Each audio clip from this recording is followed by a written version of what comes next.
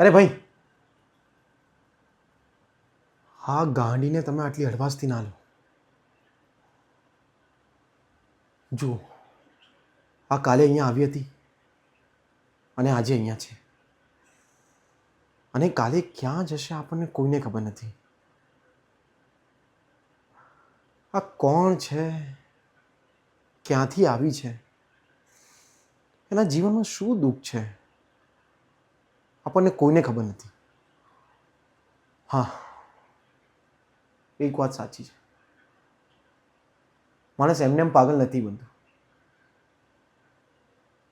એના જીવનમાં એવું તો કંઈ ઘટ્યું હશે જેનાથી એ પાગલ થઈ ગઈ છે. ઠીક છે રાકેશ, બાળકો ડરે છે, લોકો આને શાપ કહે છે.